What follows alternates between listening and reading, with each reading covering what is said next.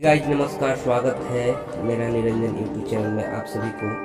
मैं बताते चलूँ कि आज हमारे यहाँ 5 फरवरी को सरस्वती पूजा मनाया जा रहा है और हर जगह लोग मना रहे हैं।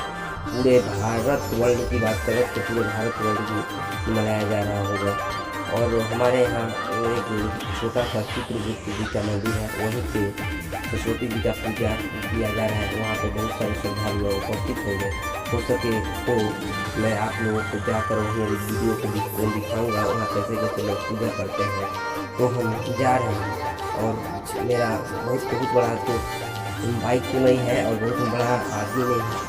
मैं आप लोगों का सपोर्ट और प्यार सुबह मिलता रहे तो मैं दिखा तो सकता हूँ। देखिए बहुत ही बड़ा बाइक है, देखिए नो तेल नहीं चलेगा, कोई तेल नहीं रहता है यार। फिर भी आप आराम से चले जाओगे, कोई कहीं आराम से बिंदा जा सकते हो। और